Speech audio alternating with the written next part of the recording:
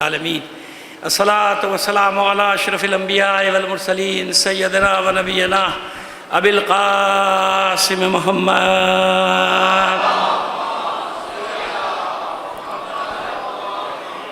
وآلہ الطیبین الطاہرین المعصومین ولعنۃ اللہ علی اعدائہم اجمعین من الآن الی قیام یوم الدین اما بعد فقد قال اللہ تعالی فی کتابہ المبین وہو اصدق القائلین وقولہ الحق بسم اللہ الرحمن الرحیم وَإِذْ يَرْفَعُ إِبْرَاهِيمُ الْقَوَاعِدَ مِنَ الْبَيْتِ وَإِسْمَاعِيلُ رَبَّنَا تَقَبَّلْ مِنَّا إِنَّكَ أَنْتَ السَّمِيعُ الْعَلِيمُ رَبَّنَا وَاجْعَلْنَا مُسْلِمَيْنِ لَكَ وَمِنْ ذُرِّيَّتِنَا أُمَّةً مُسْلِمَةً لَكَ صلوات بھیجئے محمد علی محمد پر۔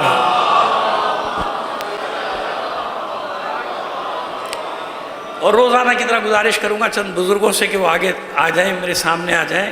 کچھ ایسے چہرے دیکھ رہا ہوں کہ بڑی حیرت سے مجھے دیکھ رہے ہیں کہ پتہ نہیں کون سی مخلوق ہوں میں۔ صلوات بھیجئے محمد علی محمد پر۔ آئیے آگے آ جائیے، بڑے لوگوں سے گزارش کریں، آئیے آپ کچھ بزرگ آگے آ جائیں گے، مجھے آسانی ہو جائے گی بات سمجھانے میں اور بات کرنے میں آسانی۔ تھوڑا سا آگے تشریف لے آئیے، جزاک اللہ، کیونکہ مجھے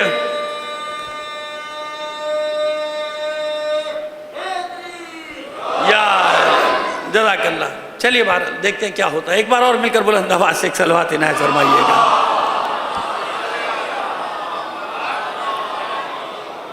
ہم بات کرتے ہوئے پہنچے تھے جناب ہاشم تک، تھوڑا سا ان کا ذکر کیا تھا، آج انشاءاللہ پہنچیں گے، اور کل زندگی رہی تو جناب عبد المطلب کا ذکر ہوگا، علی کے دادا، رسول کے دادا، یہ سب بھی اجداد ہیں، رسول کے اجداد۔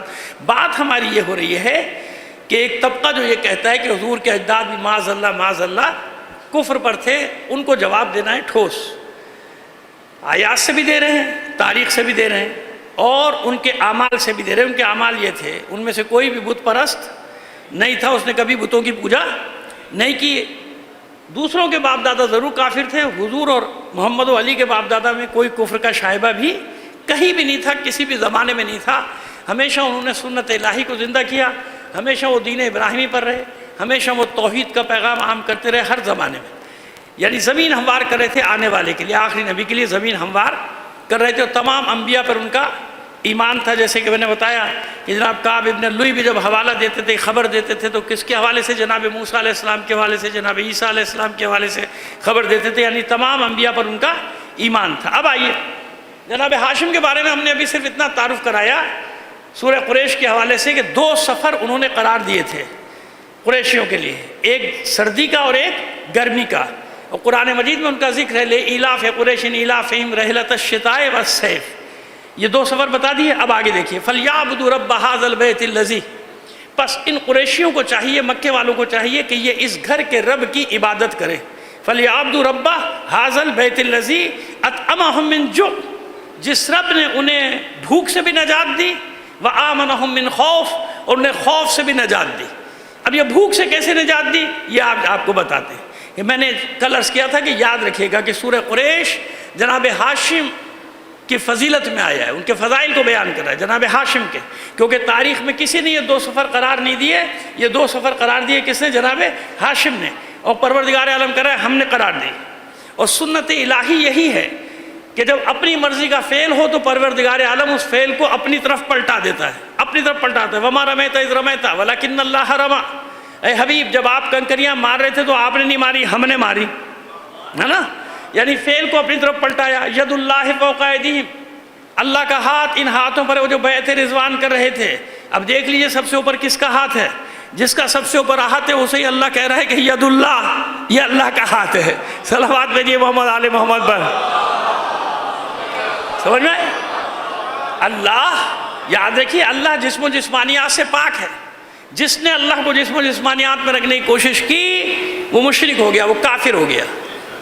اور شرک، ان الشرک لظلم عظیم، سب سے عظیم ظلم کیا ہے؟ قرآن مجید میں سب سے بڑا گناہ، ناقابل معافی گناہ، ہر گناہ کی معافی ہے، شرک کی معافی نہیں۔ اللہ کی ذات میں کسی کو شریک نہیں کرنا ہی، کان کھول کر سن لے بچہ بڑا بوڑھا سب سن لے، اللہ کی الوہیت میں کوئی اس کا شریک نہیں ہو سکتا۔ ہاں اللہ نسبتیں دیتا ہے، مجاز، جیسے ید اللہ، یعنی یہ جو وار کر رہا ہے ایسا ہے جیسے اللہ کا ہاتھ ہے، اللہ کا ہاتھ۔ اچھا آئیے اور مثالیں دے دیں آپ کو، یہ 2 مثالیں سمجھ میں آ گئی۔ وَمَا رَمَيْتَ إِذْ رَمَيْتَ وَلَكِنَّ اللَّهَ رما ید اللہ فوقا ایدیہم. چلیے سب سے آسان مثال دے دیں، اس پہ آپ نے زندگی میں نہ معلوم کتنی مجلس سنی ہوگی، ہم تو 2 منٹ میں کہہ کے چلے جائیں گے. الم یجد کا یتیمن فآوا ووجدک ضالا فہدی ووجدک عائلا فاغنی. اے حبیب، جب ہم نے آپ کو یتیم پایا تو کیا پناہ نہیں دی؟ یہ کس کی پناہ ہے؟ یہ کس کا صحن ہے؟ یہ کس کی آغوش ہے جسے اللہ اپنی پناہ قرار دے رہا ہے؟ یہ ہے ابو طالب کا مقام. سن لو کافر کہنے والوں، ابو طالب کو سن لو کہ پروردگار عالم ابو طالب کی پناہ کو اپنی پناہ قرار دے رہا ہے. الم یجد کا یتیمن فآوا. اے حبیب، جب ہم نے آپ کو یتیم پایا تو کیا آپ کو پناہ نہیں دی؟ اور وہ پناہ کس کی ہے؟ کون پناہ دے رہا ہے؟ کون پال رہا ہے؟ کون پروان چڑھا رہا ہے؟ یہ ابو طالب کا صحن ہے، ابو طالب کی آغوش ہے، ابو طالب کی پناہ ہے، جسے قرآن میں پروردگار عالم اپنی پناہ قرار دے رہا ہے کہ یہ میری پناہ ہے. یہ ابھی جو بات کرنے جا رہے ہیں اس کے لیے دلیلیں لا رہے ہیں. اور اس کے بعد ووجدک ضالا فہدی ووجدک عائلا فاغنی. اے حبیب، ہم نے آپ کو تنگ دست پایا. تنگ دست یعنی مالی طور پہ کمزور. سمجھ میں آ رہی ہے ہماری بات؟ سب کی سمجھ میں آ رہی ہے؟ تو بیٹا میری طرف دیکھو، ادھر ادھر نہ دیکھو. میرے بچوں مجھ پہ رحم کر دو. 2 مجلسیں رہ گئی، ایک آج کی ایک کل کی. صلوات بھیجیے محمد آل محمد پر. بات واضح ہو گئی؟ ہم نے آپ کو تنگ دست پایا، مالی طور پہ کمزور پایا. ووجدک عائلا فاغنی. ہم نے آپ کو تنگ دست پایا، مالی طور پہ کمزور پایا. فاغنی، تو کیا ہم نے آپ کو مال دے کر غنی نہیں کر دیا؟ کس کا مال ہے جسے اللہ اپنا مال قرار دے رہا ہے؟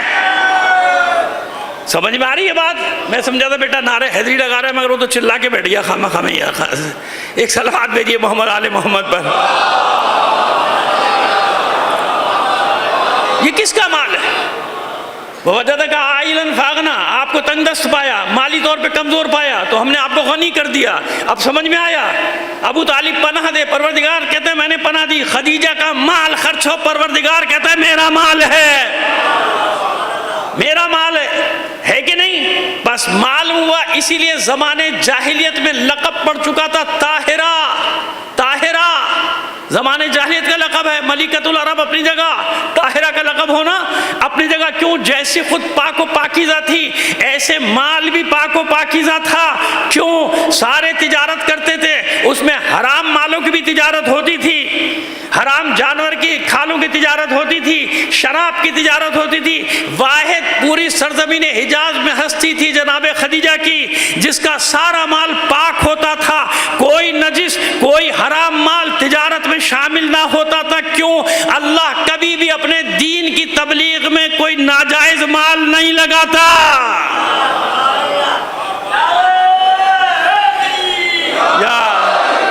اب بات واضح ہو گئی کہ خدیجہ کون؟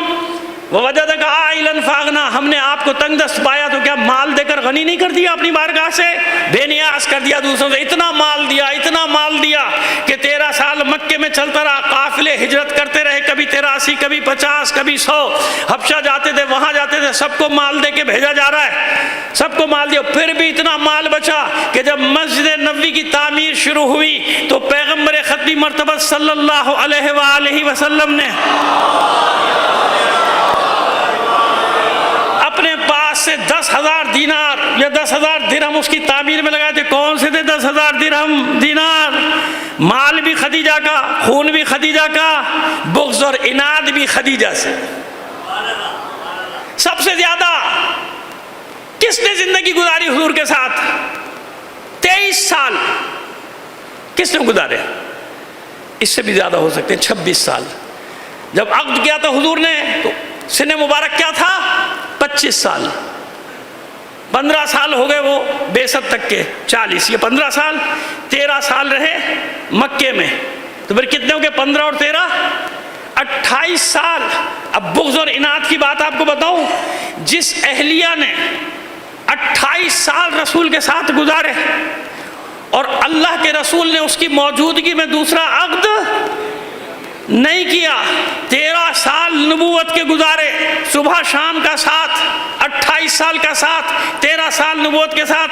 مزے کی بات یہ کہ اس سے حدیث ہی نہیں ہے، یعنی اس نے کچھ سنا ہی نہیں رسول سے، نہ رسول نے اس سے کچھ کہا نہ اس نے رسول سے کچھ سنا.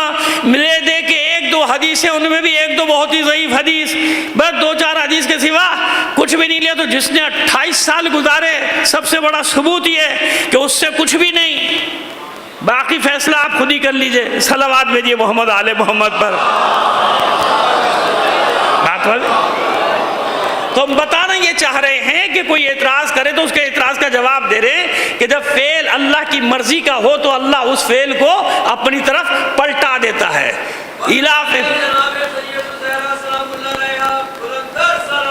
اللہم صلی علی محمد وعلی محمد. آئیے اب آپ کو لے کر چلے آگے. وَأَطْعَمَهُم مِّن جُوعٍ، اور وہ اللہ جس نے تمہیں بھوک سے نجات دی. اب بیٹا بند کرو موبائل، بند کرو، میرے بچے بند کرو. اتنے سے تو تم بچے ہو. تمہارے ابا ہوتے تو ان کو میں ڈانٹتا کہ اتنے سے بچوں کو موبائل دیا جاتا ہے. عجیب ہے. صلوات بھیجیے محمد آل محمد پر. یہ بچوں کے پڑھنے لکھنے کے دن ہے. جن لوگوں نے موبائل بنایا نا وہ بھی اپنے بچوں کو 20 سال سے پہلے موبائل نہیں دیتے. یہ ہمارا یہاں جاہل معاشرہ. اتنے سے بچوں کو موبائل دے دیا، بس اپنی جان چھڑانے کے لیے جا کھیلتا رہے. اماں اپنے کام میں لگی ہوئی ہے، دے دیا موبائل بچوں کے ہاتھ میں. غلط. جس نے فیس بک بنائی ہے وہ اپنے بچوں کو فیس بک استعمال نہیں کرنے دیتا. سب یہ انہوں نے کچرا ہمارے لیے رکھا ہوا ہے. ان کی نسلوں کو خراب کرو، ان کے بچوں کو خراب. اتنا سا بچے سے پوچھو اتنا مہنگا موبائل کہاں سے آیا، کس نے دیا اس کو؟ غلط ہے نا. چھوٹے چھوٹے بچے ان کو پڑھائی لکھائی پہ لگاؤ، ان کو تعلیم پہ لگاؤ. ان کے ہاتھوں میں موبائل دے کے ان کو تباہ کر رہے ہو. تمہیں اندازہ نہیں، یہ نسل تباہ ہو جائے گی اگر اتنے سے بچوں کے ہاتھوں میں موبائل دے دو گے تو. صلوات بھیجیے محمد آل محمد پر.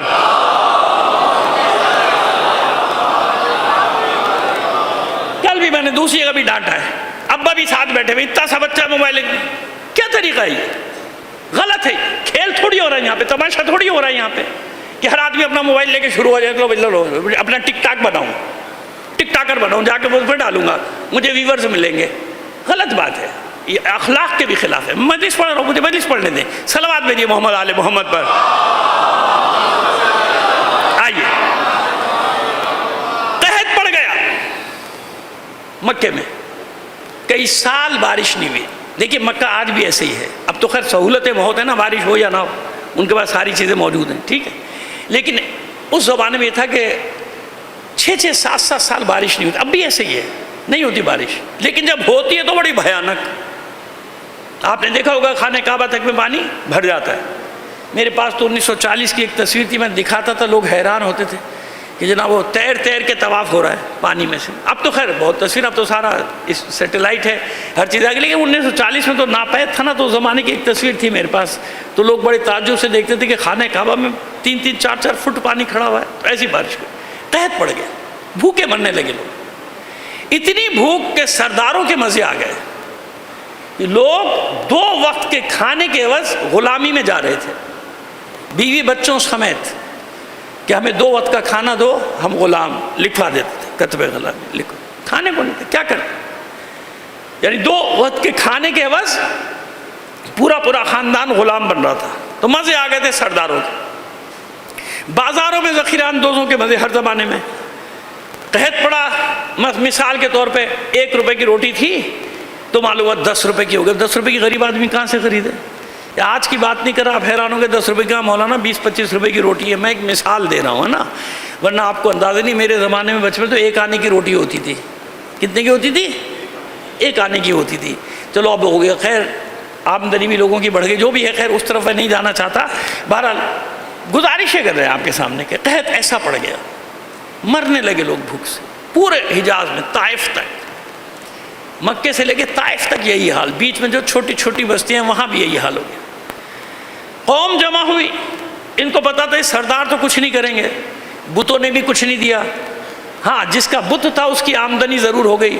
وہ بتا ادھر آ کے منت مانو، بھوک مٹ جائے گی، آ جاؤ. ان کا جو بچی کچھ پونجی تھی وہ بت لے گئے، یعنی بتوں کے بنانے والے ان سے وہ بھی مال کھینچ کے لے گئے جو ان کا بچہ کچا تھا. پریشان، کیا کریں؟ تو ایک ہی راستہ سب کو نظر آیا، ہاشم ہاشم ہاشم. ابھی ہاشم ہاشم نہیں ہے، ابھی ہاشم ہے سید البطحا، قمر البطحا، امرو العلا. امرو نام ہے. کیا نام ہے جناب ہاشم کا؟ یاد رکھیں، ابھی امرو ہے. امرو کے دروازے پہ آ گئی پوری قوم کہ بچاؤ. عدنان کے بیٹے وارث ابراہیم. پھر جب مطلب ہوتا تھا نا تو سب کچھ یاد آ جاتا تھا کہ یہی وارث ابراہیم ہے, یہی وارث اسماعیل ہے, یہی وارث کعبہ ہے. سب یاد آ جاتا, اس وقت سب یاد آ جاتا تھا ان لوگوں کو. اے وارث ابراہیم, اے وارث اسماعیل, دیکھو قوم بھوکی مر رہی ہے, کچھ کرو ہمارے لیے. انہیں معلوم تھا کہ یہی کچھ کرے گا تو کرے گا, باقی کوئی کچھ نہیں کرنے والا. وہ سب تو لوٹنے والے تھے نا, سرداری سسٹم تھا, سرداری نظام تھا. لہذا کیا کیا جائے, جب بھی ڈیزاسٹر آتا ہے نا, یعنی کوئی بحران آتا ہے, تو یاد رکھیے کہ اس طبقے کا مزہ آ جاتا ہے. غریب مر رہا ہوتا ہے, اس کی چاندی ہو رہی ہوتی ہے, کیونکہ جو بھی ان غریبوں کی امداد آ رہی ہوتی ہے نا, وہ بھی لوٹ لوٹ کے وہ لے جاتے ہیں کہ چلو بھائی اپنا مزے آ گئے, سیلاب کے نام پہ آ رہا ہے, زلزلے کے نام پہ کھائے جاؤ کھائے جاؤ کھائے جاؤ. غریبوں کو فٹ پاتھوں پہ بٹھا دیں گے, جاؤ گاڑیاں لوٹو, سامان کی گاڑی آ رہی ہے لوٹ کے کھا جاؤ, چلو جاؤ. ان کو اس دھندے پہ لگا دیں گے نا, اور وہ خوش ہوتے چلو بھائی ہم نے گاڑی لوٹ لی, ٹرک لوٹ لیا. بیچارہ غریب کیا کرے, کہاں جائے. دیکھے نا آپ نے مناظر, میں نے بھی دیکھے. اس میں میں ایسی بات تو نہیں کر رہا ہوں, کسی اور دنیا کی بات نہیں کر رہا, اسی جگہ کی بات کر رہا ہوں, اسی ملک کی باتیں کر رہا ہوں. یہ ہوتا ہے ان کو سڑکوں پہ ڈال دیں گے, جاؤ جو کھانا پینا خود ہی کرو, اپنا مدد. جو مال آ رہا ہے وہ اپنے گوداموں میں جا رہا ہے, پیسہ اپنے بینکوں میں جا رہا ہے, یہاں کے نہیں وہاں کے, سوئٹزرلینڈ کے, دبئی کے, وہاں کے بینکوں میں جا رہا ہے. خیر جناب, میں نکل ہی گئی. حالانکہ اتنی کوشش کرتا ہوں کہ یہ باتیں نہ کروں, مگر میں کیا کروں, خود بخود زبان میں میری سلپ ہو جاتے ہیں یہ سارے الفاظ. صلوات بھیجیے محمد آل محمد پر. اب سنیے سنیے, اب ہاشم کون. ہاشم نے سفر کیا شام کا, 70 اونٹوں پر روٹیاں خشک کروا کے لدوائیں, ایک ایک اونٹ پر کئی کئی من روٹی.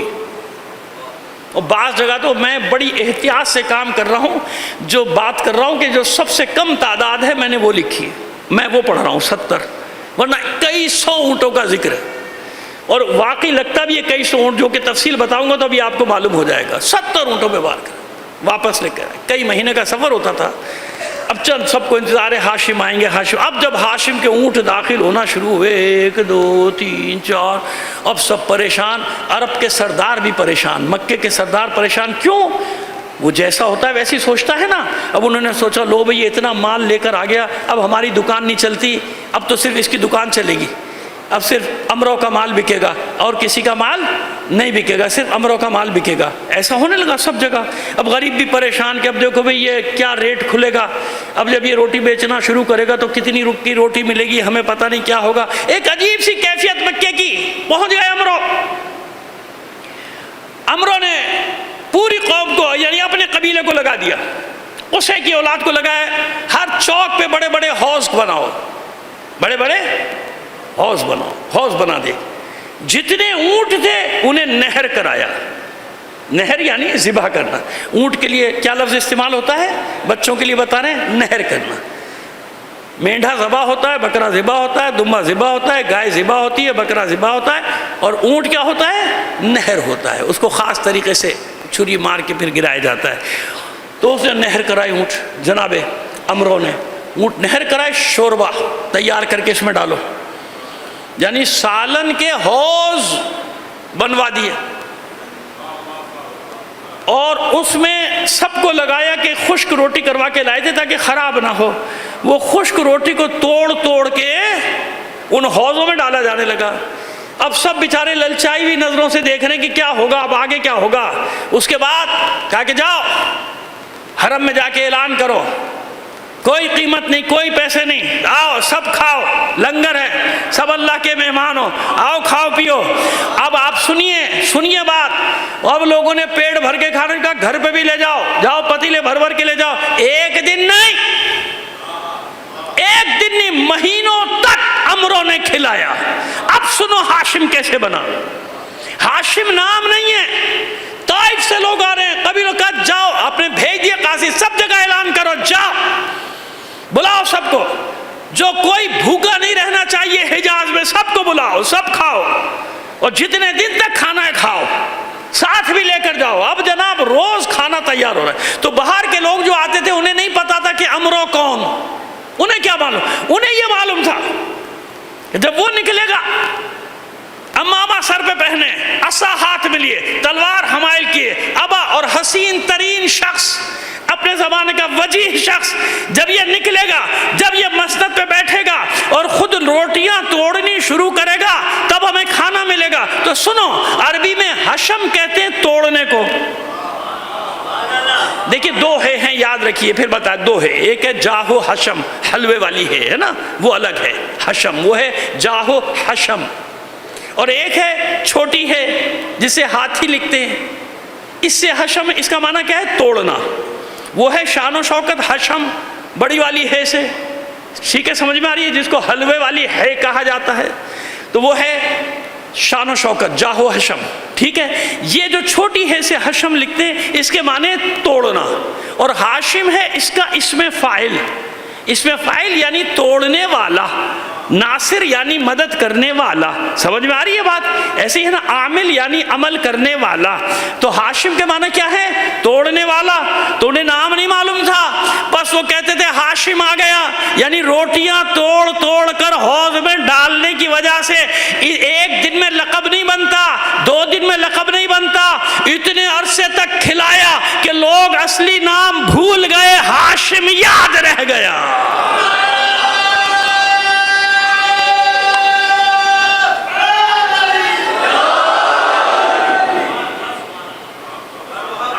یا حسین سلام اللہ اکبر یا رسول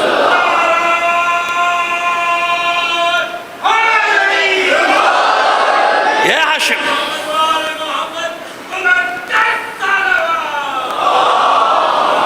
اب آیت سمجھ میں آئی؟ بھوک مٹاتا ہے ہاشم, پروردگار کہتا ہے میں نے مٹائی ہے. وَأَطْعَمَهُم مِّن جُوعٍ, میں نے تمہیں بھوک سے نجات دی. بھوک سے نجات دینے والا ہے ہاشم, پروردگار کہہ رہا ہے میں نے دی ہے. وَآمَنَهُم مِّن خَوْفٍ, وہ جو باہر کے دشمنوں کا, شام کا, حبش کا خوف تھا, اس کو دور کیا ہاشم نے. قرآن کہتا ہے ہم نے دور کیا, ہم نے دور کیا. عرفات میں لگا دو میدان میں اسد ابن اشعر کلبی, ہاں یعنی اشعر ابن اسد کلبی ایک راوی ہے بہت بڑا زمانے جاہلیت کا, کہتا ہے مجھے بڑا شوق تھا, میں نے بڑا ہاشم کا نام سنا تھا کہ ہاشم نام کا شخص ہے مکے میں جس کی سخاوت مشہور تھی. میں حج کے دنوں میں جب گیا تو میں نے دیکھا ٹینٹ لگے ہوئے ہیں, یعنی شامیانے بڑے بڑے لگے ہوئے ہیں, اور سینکڑوں کے حساب سے دیگیں کھنک رہی ہیں, تیار ہو رہا ہے. ایک جماعت آ کے کھانا کھا کے جا رہی ہے, دوسری آتی ہے, تیسری آتی ہے. میں حیران تھا کہ پہلے کبھی مکے میں ایسے انتظامات نہیں تھے, کون آ گیا یہ؟ پھر معلوم ہوا کہ وہی, اب وہ جب سرداروں کے بیچ میں وہ بیٹھا ہوا تھا, تو کیونکہ میں نے خبر سن رکھی تھی کہ اسی قوم میں نبی آئے گا. سب کو پتا تھا نا, یہودیوں کی بھی پتا تھا, یثرب والوں کی پتا تھا کہ مکے میں آخری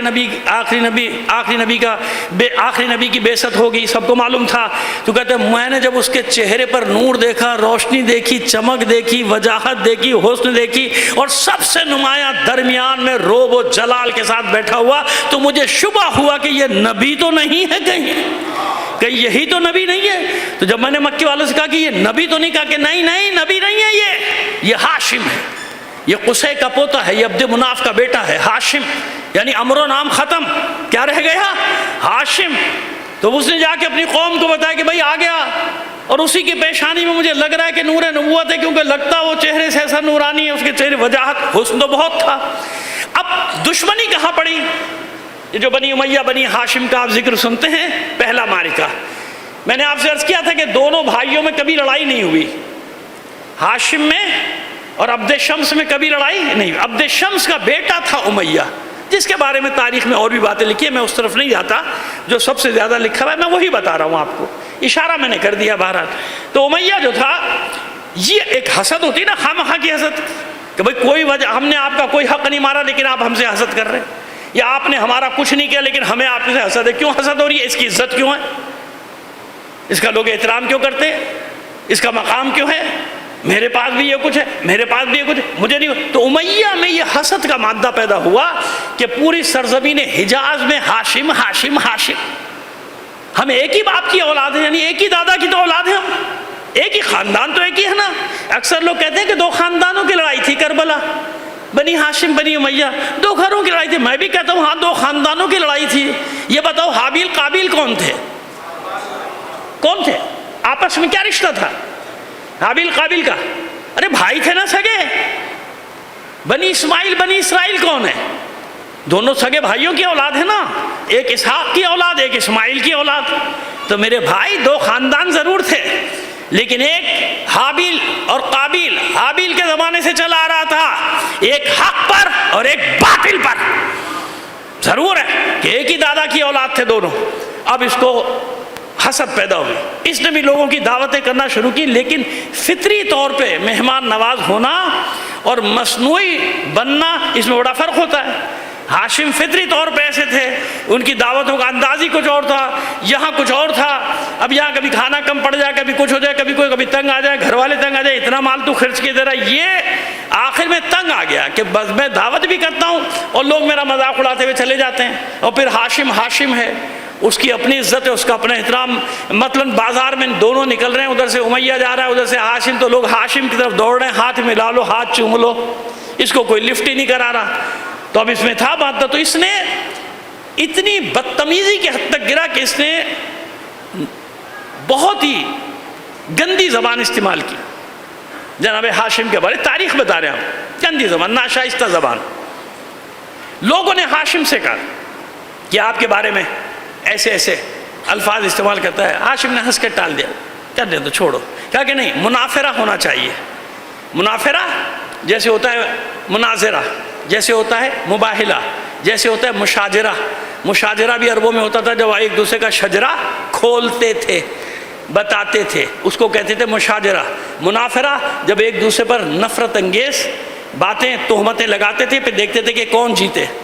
تو لوگوں نے بہت دباؤ ڈالا کہ نہیں، ہاشم ضروری ہو گیا، یہ گھر گھر جاتا ہے، گلی گلی جاتا ہے، اور تہمتیں، الزامات کی بارش جیسے آج ہوتا ہے، جب جل گئے، کسی کا ذکر سن کے آگ لگ گئی، کہا ہاں ہمیں پتہ ہے یہ کیا ہے، ہمیں اچھا کوئی بات ہی نہیں۔ اب سامنے والا پریشان، بھئی کیا ہوا، کوئی بات ہے؟ ارے ہمیں پتہ، تمہیں کیا پتہ؟ ارے تمہیں کیا پتہ، ہم وہاں رہتے ہیں، ہمیں پتہ ہے نا، ایسے ہی ہے نا، ایسے ہی ہے۔ یہ حسد ایسے ہی کام کرتی ہے کہ جس پر چاہو تہمت لگا دو، جس پر چاہو الزامات کی بارش کر دو، جس پر چاہو جھوٹ باندھ دو۔ ارے بھائی میں آپ کو کیسے کیسے تجربات بتاؤں، میرے سامنے بیٹھ کے میری باتیں کر رہا ہے، اسے پتہ ہی نہیں کہ یہ حسن ظفر ہے۔ یقین مانے، گواہ موجود ہیں، اور میں نے سب کو چپ کیا نا، چپ۔ میں عام دنوں میں آپ کو بتایا ایسے گھومتا رہتا ہوں، شلوار قمیض میں بیٹھا ہوتا ہے، وہ شروع ہو گیا۔ تو میں نے اسے پوچھا جانتے ہو؟ کہ ہاں میرے محلے میں تو رہتے ہیں، وہیں تو رہتا ہوں، ساتھ ہی رہتا ہوں۔ میں نے کہا اچھا یہ وہ پتہ نہیں کیا میں ہنس رہا۔ خیر میں جب اٹھ کے گیا تو ان لوگوں نے کہا کہ جانتا ہے کون ہے؟ یہی حسن ظفر ہے۔ اب جو اس کی حال ہوئی آپ کو پتا ہوگا۔ یہ میں ایک مثال دے رہا ہوں آپ کو نا کہ کیسے لوگ ہوتے ہیں۔ یہ حسد کیا کرتی ہے؟ تباہ و برباد کر دیتی ہے انسان۔ حاسد کچھ نہیں بگاڑتا اس کا جس سے حسد کرتا ہے، حاسد اپنی دنیا اور آخرت برباد کر دیتا ہے۔ رشک اچھی چیز ہے، حسد بری چیز ہے۔ رشک کرنا یعنی کسی کو اچھے مقام پہ باعزت دیکھ کے، اچھے حالات میں دیکھ کے دعا بھی کرنا، کہہ رہا ہے میں بھی ایسے ہی ہو جاؤں، کوئی اچھا انسان نظر آئے۔ رشک اسے کہتے ہیں، بھائی واہ کیا عمدہ انسان ہے، کیا بہترین انسان ہے، کاش میں بھی ایسی ہو جاتا، کاش اللہ مجھے بھی ایسا۔ یہ اچھا ہے، یہ اللہ کی نگاہ میں، دین کی نگاہ میں منع نہیں ہے۔ حسد میں خود نہیں بننا چاہتا، اس کا مقام گھسیٹو، اسے نیچا کرو، اس کے لیے تہمتیں، اس کے لیے الزامات، لیکن بہرحال وہ تو عز من تشاء وہ تو ذل من تشاء۔ بہت جب مجبور کیا تو ہاشم نے کہا چلو ٹھیک ہے، لیکن ایک شرط۔ وہ تیار تھا منافرہ کرنے میں، کیونکہ ظاہر ہے اس کی زبان خراب ہو، اسے کیا مسئلہ، انہیں آگے بیٹھ کے فحش کلامی ہی کرنی ہے نا، وہ تیار تھا۔ تو کہا بھائی ایک شرط ہے، اب سنیے آپ، شرط لگائی ہاشم کا، شرط کہ جو ہارے گا وہ 50 سیاہ آنکھوں والی اونٹنیاں دے گا دوسرے کو۔ یہ سیاہ آنکھوں والی اونٹنی کا مطلب ایسے ہے جیسے آج کاروں کے بیچ میں مرسیڈیز، ایک مرسیڈیز کی جتنی قیمت ہے نا اس حساب سے آپ لگا لیجئے کہ اس زمانے میں، اب تم وہی، مجھے تو مرسیڈیز ہی یاد ہے، اس سے مہنگی کاریں آ گئی تو مجھے نہیں پتا، بہرحال پرانا آدمی ہوں تو وہ مجھے مرسیڈیز کا نام یاد رہتا ہے کہ سب سے مہنگی گاڑی وہی ہے، ممکن ہے اس سے بھی مہنگی ہو۔ تو اب کہنے کا مطلب یہ کہ سیاہ چشم جو اونٹنی ہے وہ سب سے مہنگی ہوتی تھی۔ 50 سیاہ چشم اونٹنیاں دے گا اور 10 سال کے لیے مکے سے باہر، مکہ بند ہونا پڑے گا۔ اس شرط میں کروں گا منافرہ۔ ہو گیا۔ کاہن خزائی، بنی خزاع کا تھا ایک، اسے فیصلہ کراتے تھے جاہل لوگ، ہاشم کو چھوڑ کے اسے فیصلے کراتے ہوتا تھا لوگ، ہم اس کو بنائیں گے، ہم اس کو بنا دو بھائی چلو۔ کاہن خزائی نے 5 منٹ میں فیصلہ دے دیا کہ کہاں ہاشم کہاں امیہ. اس نے جناب فیصلہ دے دیا کہ نہیں، ہاشم کا منصب جو ہے وہ خدائی ہے، ہاشم کا منصب فطری ہے، اس کو ملا ہوا ہے اور یہ اس کا مقابلہ نہیں کر سکتا. نتیجہ یہ ہوا کہ منافرہ وہاں پورے مکے کے سامنے وہ ہار گیا. 50 اونٹنیاں دینی پڑی اسے سیاہ چشم، اور مکے سے 10 سال کے لیے امیہ کو باہر نکلنا پڑا. بلازری کہتا ہے کہ یہ وہ پہلا دشمنی کا بیج تھا جو بویا گیا. اور ہاشم نے کیا کیا، وہ 50 اونٹنیاں لے کے اپنے خزانے میں تھوڑی رکھی، 50 کی 50 نہر کروائیں کا کھلا دو مکے والوں کو، جاؤ تم نے میرا ساتھ دیا، تم نے میری عزت کی پرواہ کی، لہذا جاؤ یہ سب تمہارا ہے، کھاؤ اور 2-4 دن کھاؤ پیو. 50 اونٹنیاں کھلا دی، 10 سال باہر. اب بڑھ گئی نا دشمنی کی بنیاد. کہتا ہے یہ پہلی دشمنی کی بنیاد تھی جو ان دونوں کے درمیان، خاندانوں کے درمیان میں پڑی تھی، جو کربلا میں اپنی انتہا کو پہنچ گئی. کربلا میں اپنی ایک صلوات بھیجیے محمد آل محمد پر، بڑی تیزی سے جا رہی ہے گھڑی. چلیے بس ایک بات اور بتا دیں، گھڑی بہت تیز چل رہی ہے آج، میرا خیال ہے گھڑی کو تیز ویز کر دیا کسی نے، کیا کر دیا وہ، کیونکہ آگے بھی جانا ہوتا ہے، مجھے بڑی پریشانی بھی ہو رہی تھی. اب آئیے، کئی عقد کیے جناب ہاشم نے مکے میں. شام کا بادشاہ اپنی بیٹی پیش کرتا ہے عقد کے لیے ہاشم کو. ہاشم نے منع کر دیا، نہیں میں اپنے علاقے سے باہر کسی سے شادی نہیں کروں گا. حبشہ کے حکمران، یمن کے حکمران اپنی بیٹیاں دے رہے تھے کہ ان سے شادی ہو، ہمارے داماد بن جاؤ. نہیں نہیں نہیں نہیں، قسمت کسی اور کی تھی. کون؟ جناب سلمہ بنت عمرو. کہاں؟ وہ بنی عذرا قبیلے میں، وہ یثرب کے پاس کی ایک بستی، وہاں کی تھی جناب سلمہ بنت عمرو. ان کا رشتہ لے کے گئے، جانتے تھے کہ نور نبوت ابھی تک میری پیشانی میں ہے، منتقل نہیں ہوا. حالانکہ عورت تھے، بیٹیاں تھیں، یعنی بیویاں تھیں، اور لیکن ابھی تک نور پیشانی میں ہے، منتقل نہیں ہوا. جناب سلمہ کا انتخاب وہاں. ان کے خاندان نے شرط رکھ دی کہ بھائی شادی تو ہوگی لیکن ہمارے قبیلے میں رہے گی یہیں اسی جگہ پہ رہے گی، ہمارے پاس رہے، اور جو بچہ ہوگا وہ بھی ہمارے یہاں رہے گا. جناب ہاشم نے قبول کر لیا، ٹھیک ہے یہیں رہے گی، زچگی بھی یہیں ہوگی، ولادت بھی، مجھے قبول ہے. شام جا رہے تھے قافلے کے ساتھ، عقد کیا، عقد ہوا، چلے گئے شام. کہتے ہیں آئے پھر رہے، پھر چلے گئے شام. دوسرے تیسرے سفر میں آپ کا انتقال ہو گیا، جناب ہاشم کا انتقال ہو گیا. اور ادھر جناب عبد المطلب، جن کا نام ہے شیبۃ الحمد، نام ہے عامر. عبد المطلب کا نام یاد رکھیے، نام کیا ہے؟ عامر، اور لقب ہے شیبۃ الحمد. شیبۃ الحمد کیونکہ پیدائشی طور پہ آپ کے سامنے کے بال کچھ سفید تھے. یہ شیبۃ الحمد یا عامر عبد المطلب کیسے بنے یہ انشاءاللہ کل ہم بتائیں گے، ٹھیک ہے. لیکن جناب ہاشم کا سوگ منایا گیا، یثرب سے لے کے مکے تک اتنا بڑا سوگ کسی کا نہیں ہوا. یا قصے کا ہوا تھا، قصے کے بعد جناب ہاشم کا، ہاشم کے مرنے پر اتنا بڑا سوگ. اور وہی ظاہر اردن کے قریب آپ کا مزار بھی ہے جہاں آپ کو دفن کیا گیا، وہیں پر ہے، اور بھی بہت سارے لوگوں کے روضے وہاں پر اردن میں ہیں. جناب ہاشم کو وہیں دفن کیا گیا. اب جناب عبد المطلب کے بارے میں بتائیں گے کل، لیکن ہاشم کی شجاعت، سخاوت، بہادری، حسن اور ایک پورے سورے کا نازل ہونا، تو یہ ہے وہ ہاشم جس پر فخر کرتے ہیں علی. فخر کرتے ہیں کہ نہیں؟ روئے زمین پہ پہلا نجیب الطرفین ہاشمی ہوں، میرا باپ بھی ہاشمی ہے، میری ماں بھی ہاشمی ہے. خدیجہ، فاطمہ بنت اسد ابن ہاشم، فاطمہ بنت اسد ابن ہاشم، علی ابن ابی طالب ابن عبد المطلب ابن ہاشم.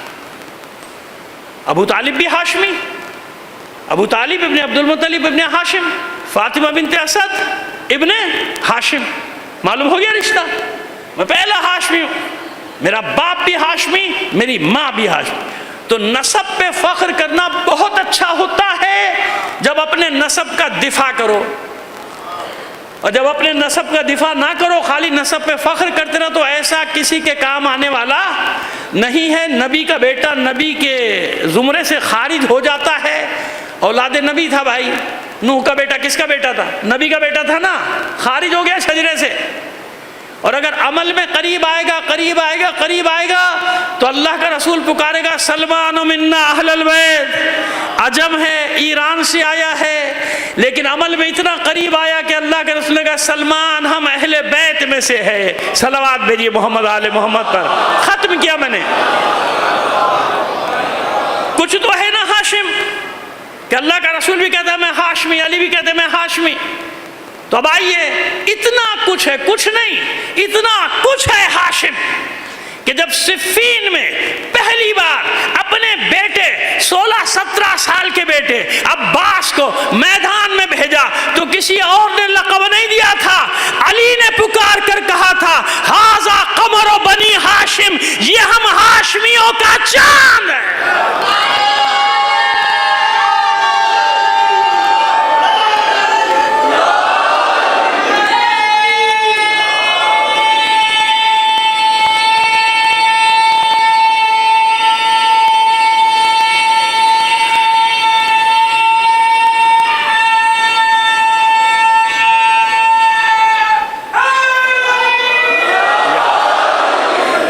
سمجھ میں آیا؟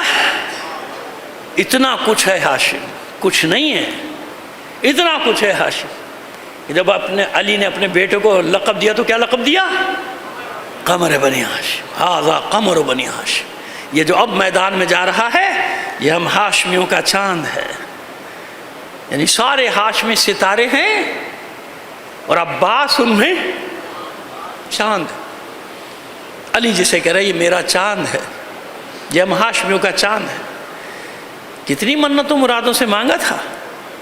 سنیے اب ایک جملہ ہمیشہ کہتا ہوں، پتہ نہیں کب سے کہہ رہا ہوں، مجھے یہ بھی نہیں یاد، 30-35 سال ہو گئے، لیکن جب جناب عباس کا ذکر آتا ہے تو یہ جملہ ضرور دہراتا ہوں اپنا، جس سے ساری دنیا مرادیں مانگے نا اسے کہتے ہیں علی۔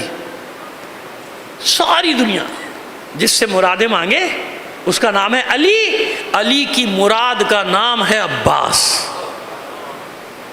اور بھی بیٹے ہیں نا علی کے، سب بہادر، سب شجاع، لیکن عباس کے لیے کتنا اہتمام کیا تھا۔ میرے بھائی عقیل، میں نہیں ہوں گا کربلا کے وقت، ایک ایسا قبیلہ تلاش کرو جہاں دور دور تک کوئی بزدلی کا شائبہ نہ ہو، اس خاندان کی لڑکی سے عقد کروں گا۔ تفصیل ہے بہت، بہرحال جناب عقیل نے تلاش کیا، بتایا، رشتہ ہوا۔ عباس کی ماں وہ خاتون ہیں جناب فاطمہ کلابیہ، یعنی جناب ام البنین، جنہوں نے فاطمہ کی چوکھٹ پار کرنے سے پہلے سر رکھا تھا، قدم بعد میں رکھا تھا، سر پہلے رکھا، سجدہ شکر کیا تھا۔ اور جب بچوں نے بڑھ کے استقبال کیا تھا ام البنین کا، فاطمہ کے بچوں نے بڑھ کے استقبال کیا تو قدموں میں بیٹھ کر کہتی تھی کہ ماں بن کر نہیں آئی، کنیز بن کر آئی۔ اور جب عباس دنیا میں آئے ہیں نا، علی کو پیغام ملا، مسجد میں تھے، تیز تیز قدم اٹھاتے ہوئے، لائیے میرے بچے کو دیجیے۔ انتظار تھا وہ آگے جس کا انتظار، خوش ہے علی، بہت خوش ہے، آغوش میں لیا۔ ماں پریشان تھی، پوچھا علی نے کیوں پریشان ہے آپ ام البنین؟ کہ اللہ کے اے میرے والی، یہ بچہ جب سے آیا اس نے آنکھیں نہیں کھولی، غذا نہیں لی، وہی یاد ہے علی کی آمد کا منظر، یاد ہے وہی منظر۔ وہ مسکرائے، کہا حسین کو بلاؤ۔ علی کی آغوش میں بھی آنکھیں نہیں کھولی تھی عباس نے، یاد رکھنا، ابھی بتاتا ہوں، ابھی ثبوت دیتا ہوں مقتل سے۔ علی کی آغوش میں بھی آنکھیں نہیں کھولی۔ حسین کو معلوم ہو، حسین دوڑتے ہوئے آئے تھے کہ میرا بھائی آ گیا، میرا قوت بازو آ گیا، جانتے ہیں نا سب۔ حسن حسین دوڑے دوڑے آئے، آتے ہی حسین نے کہا بابا میرے بھائی کو مجھے دے دیجئے۔ جو ہی عباس آئے ہیں نا حسین کی آغوش میں تو آنکھیں کھول کے عباس کی زیارت، حسین کی زیارت۔ سب سے پہلے جس کی زیارت کی ہے عباس نے، اس ہستی کا نام ہے حسین۔ چلیے شہادت تو پڑھتا ہوں، لیکن آخری جملہ آپ کو بتا دوں تاکہ میں بھول نہ جاؤں۔ جب آخری وقت میں حسین کے زانوں پہ عباس کا سر رکھا تھا نا، ایک آنکھ میں تیر پیوست تھا، ایک آنکھ میں سر کا خون جمع ہو گیا تھا۔ کیا کہا تھا عباس کا؟ مولا جب دنیا میں آیا تھا نا تو میری ماں بتاتی ہے کہ میں نے سب سے پہلے آپ کی زیارت کی تھی، آپ کی آغوش میں آنکھیں کھولی۔ مولا اب جاتے وقت بھی چاہتا ہوں کہ آپ کے رخ انور کی زیارت کر کے جاؤں۔ تو حسین نے پوچھا تھا عباس کیا امر مانے ہے؟ کہ مولا ایک آنکھ میں تیر ہے، ایک آنکھ میں سر کا خون جمع ہے۔ تو حسین نے اپنے ہاتھ سے اپنے دامن سے اس لہو کو صاف کیا تھا۔ سمجھ میں آ گئی بات؟ یہ وہ ہے عباس، ام البنین کا بیٹا، جس نے شیر میں گھول کر پلا دی تھی غلامی حسین۔ کہتے نا کہ ثانی زہرا کے سامنے کبھی سر نہیں اٹھایا عباس نے، نہیں، کبھی حسین کے سامنے بھی سر نہیں اٹھایا، کبھی حسن کے سامنے بھی سر نہیں اٹھایا۔ عباس کی مجال ہی نہیں کہ اپنے آقا کے سامنے سر جھکا۔ مجھے بڑا افسوس ہوتا ہے جب کچھ پڑھنے والے پڑھتے ہیں جناب عباس کے بارے میں کہ جب حسین نے خیموں کے ہٹانے کا حکم دیا تھا تو عباس کو غیظ آ گیا تھا، غضب آ گیا کہ جو میں نے اپنی تلوار سے لکیر کھینچی نہیں مٹا سکتا۔ تو حسین کو خیمے میں ثانی زہرا سے کہنا پڑا تھا کہ عباس غضب ہو گیا، عباس غضب میں آ گیا، کچھ کرو ورنہ جنگ چھڑ جائے گی۔ ثانی زہرا نے پیغام بھیجا عباس نہر سے خیمے ہٹاؤ ورنہ زینب باہر آ جائے گی۔ غلط غلط غلط۔ اللہ کے بندو مجھے انصاف سے بتاؤ، کربلا میں کوئی عباس سے زیادہ حسین کی معرفت رکھنے والا ہے کوئی؟ وہ بھائی غلام ہے عباس، ماں نے غلام بنا کے تربیت کی ہے۔ خط ضرور کھینچا تھا، چیلنج بھی کیا تھا کہ آؤ ادھر، جس کی مجال ہے میرے مولا کے خیمے اٹھانے کے لیے آیا ہے۔ وہ جو دستے آئے تھے ان کو للکارا تھا ادھر آؤ۔ جس کو اپنا سر تن پہ عزیز نہ ہو تو کسی کی ہمت نہیں تھی آنے والے سپاہیوں میں سے کہ وہ اس خط کو، اس لکیر کو عبور کر لیتا جو عباس۔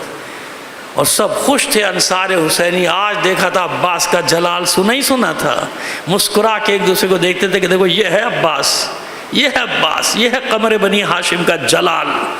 حسین بھی خوش ہوئے، مسکرا کے دیکھا اپنے بھائی کو، اپنے قوت بازو کو، اور آئے پشت سے آ کے حسین کا بایاں ہاتھ عباس کا یہ دایاں شانہ رکھ دیا۔ عباس نہر سے خیمے ہٹا لو۔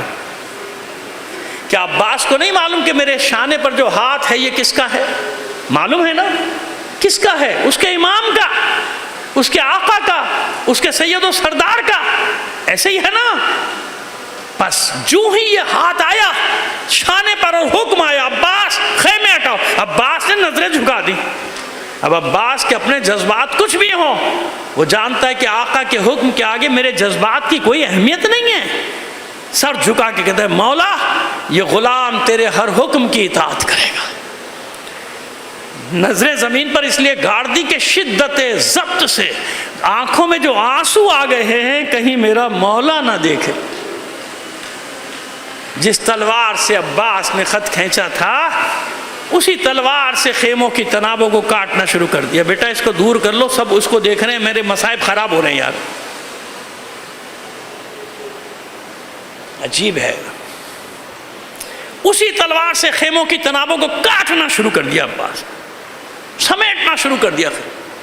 مولا کے حکم کے آگے کچھ نہیں، مگر عباس کو ایک اطمینان ہے، جنگ ہوگی نا سارے ارمان نکال لوں گا، جنگ ہوگی سارے ارمان نکال لوں گا۔ شب عاشور آ گئی، عباس تلایا پھر رہے۔ تلایا پھرنا یعنی خیموں کے گرد پہرا دینا، پہرا دینا۔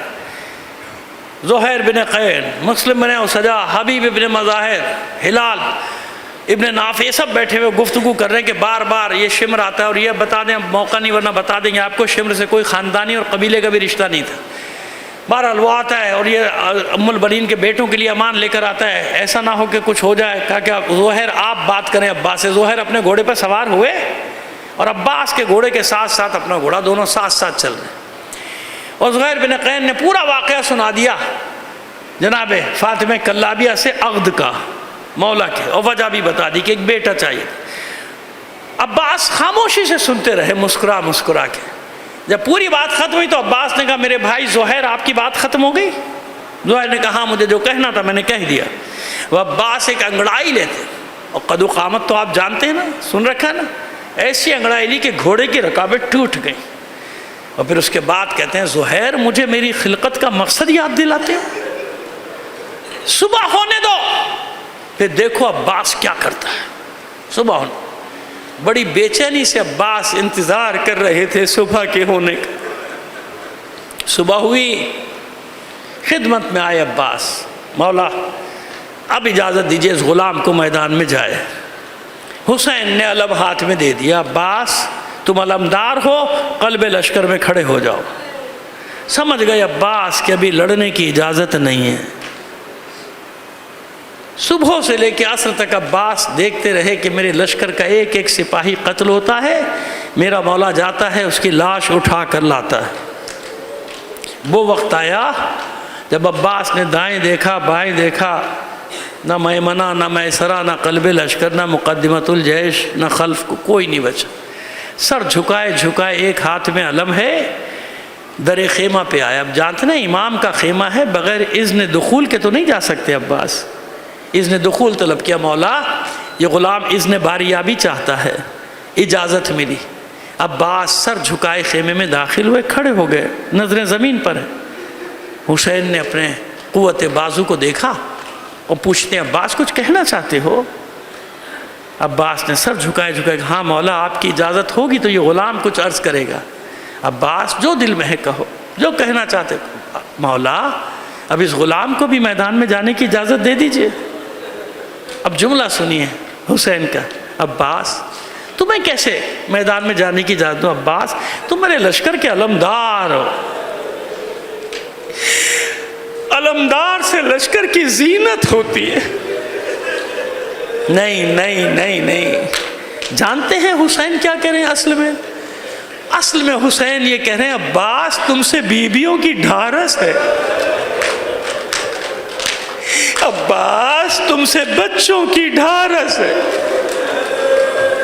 جب کسی شہید کا لاشا آتا تھا، بیویاں بچے گھبرا کے علم کے پھریرے کو دیکھتے تھے۔ علم کا پھریرا لہرا رہا ہے، یعنی عباس موجود، اور جب تک عباس موجود ہے کوئی مصیبت خیموں کے قریب، کوئی مصیبت خیموں کے قریب نہیں آ سکتی۔ عباس تم سے ڈھارس ہے سب کی، عباس تم میرے لشکر کی زینت ہو، تم میرے علمدار ہو۔ سر جھکائے جھکائے عباس کہتے مولا میرا لشکر ہے کہاں؟ سب کو تو آپ نے گنج شہیدہ میں لٹا دیا، سب تو قتل کیے جا چکے۔ ابھی یہ گفتگو ہو رہی ہے، چھوٹی سی بچی 4 سال کی بچی دوڑی دوڑی آئی، عباس کے دامن سے لپٹ گئی۔ چچا پیاس مارے ڈال رہی ہے، چچا کیا آپ بھی پانی نہیں لا سکتے؟ عباس کی دلی مراد برائی، بیٹھ گئے اس بچی کے سامنے، دوزانو کہتے ہیں شہزادی ایک بار اپنے بابا سے اجازت دلوا دیجئے، دیکھیے غلام پانی لے کر آئے گا، وعدہ کرتا ہے۔ یا یوں کہوں کہ عباس نے کہا ہوگا شہزادی اجازت دلوانا آپ کا کام، علقمہ کو کھینچ کر آپ کے قدموں میں پھینک دینا عباس کا کام۔ اتنا مان ہے عباس کو اپنے قوت بازو پر۔ اب جب سفارش اتنی بڑی ہو تو اجازت کیوں نہ ملتی؟ عباس کو اجازت ملی، بچی دوڑی دوڑی گئی، درون خیمہ سے ایک خشک مشکیزہ اٹھا کر لائی۔ عباس اتنا جھکے کہ اس بچی نے مشکیزے کو عباس کے گلے میں ڈال دیا۔ یہ مشکیزہ کسی اور نے نہیں، یہ علم نامکمل ہے جب تک اس پہ مشکیزہ نہ ہو۔ کیوں؟ یہ حسین کی اس 4 سال کی بچی کی یادگار ہے جس نے عباس کے گلے میں مشکیزہ پہنایا تھا۔ عباس میدان میں گئے، سنو آزادارو بس ختم کرتا ہوں، بہت دیر ہو گئی، کوئی خبر نہیں آئی۔ سکینہ نے فضہ سے کہا اماں فضہ بہت دیر ہو گئی، میرا چچا پانی لینے گیا، اب تک واپس نہیں آیا۔ فضہ نے خیمے کا پردہ اٹھایا، دیر تک مشاہدہ کرتی رہی، پھر پلٹ کر کہتی ہے مبارک ہو سکینہ، مبارک ہو، تیرے چچا نے اپنا وعدہ پورا کر دیا، دیکھ علم آ رہا ہے تیرے چچا کا۔ میں کہتا ہوں فضہ آپ نے بہت جلدی کر دی۔ اماں فضہ آپ نے علم آتے دیکھا، آپ نے یہ نہیں دیکھا کہ وہ علم عباس کے لہو میں غرق ہے۔ بس بچی نے اتنا سنا کہ میرا چچا آ رہا ہے، دوڑنا شروع کیا، ایک خیمے سے دوسرا خیمہ، دوسرے خیمے سے تیسرا خیمہ، چلاتی جاتی، آؤ بچوں آؤ آؤ، اپنے کوزے بھی لیتے آؤ، دیکھو میں نہ کہتی تھی میرا چچا ہے عباس، وہ دیکھو میرے چچا کا علم آ رہا ہے، میرا چچا پانی لے کر آ رہا ہے۔ یا حسین